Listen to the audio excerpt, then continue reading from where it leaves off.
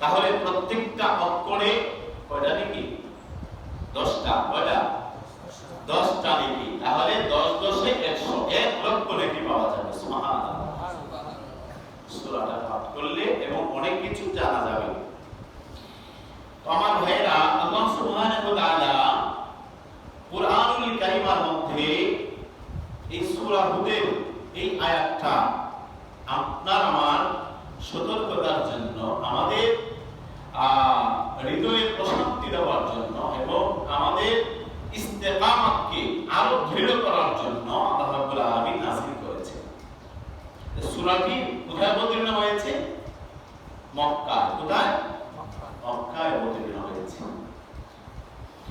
আল্লাহ রাব্বুল আলামিন ইরশাদ ফরমান, বিসমিল্লাহির রহমানির রহিম, ওয়া মা মিন দাব্বাতিন ফিল আরদি ইল্লা আলাল্লাহি রিজকুহা ওয়া ইয়ালামু মুস্তাকাররাহা ওয়া মুস্তাওদা'াহা কুল্লু ফি কিতাবিন মুবিন।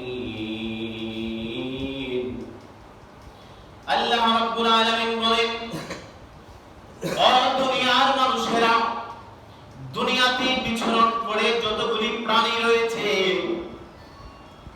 এই সকল প্রাণী, সকল জীবের রিজিকের দায়িত্ব দুনিয়ার কোন মানুষের উপরে আমি আল্লাহ দেই নাই, দুনিয়ার কোন রাজা বাদশার উপরে আমি দেই নাই। এই সব কিছুর দায়িত্ব আমি আল্লাহ নিজে নিয়েছি। সুবহানাল্লাহ।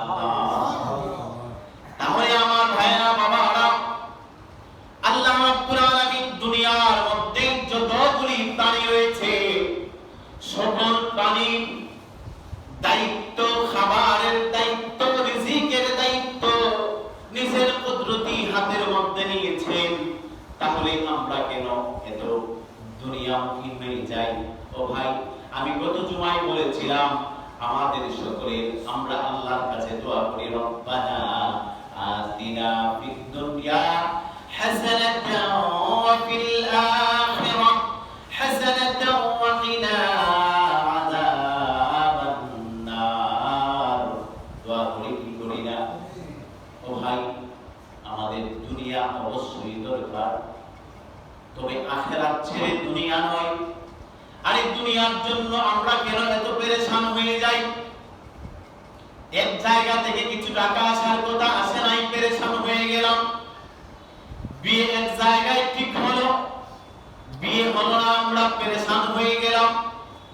ও ভাই, তাওয়াক্কালতু আলাল্লাহ, আল্লাহর উপর ভরসা করেন, আল্লাহর উপর তাওয়াক্কুল করেন।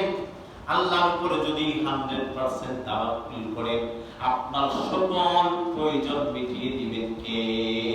আল্লাহ। সবাই জোরে বলি কে? আল্লাহ। তাহলে আমরা কেন পেরেশান হয়ে যাই? আপনার অসুখ হলো, আপনার শরীরের মধ্যে দুরারোগ্য ব্যাধি হলো, আপনি পেরেশান হয়ে যান কেন? আল্লাহর কাছে চান না, আল্লাহ, আরে তুমি তো আমার মালিক, আবার তুমি তো এই অসুখ দেনেওয়ালা। আল্লাহ, তুমি আমাকে পছন্দ করেছো, তুমি আমাকে ভালোবেসেছো বিদায় তুমি আল্লাহ আমার কাছ থেকে পরীক্ষা নিচ্ছ।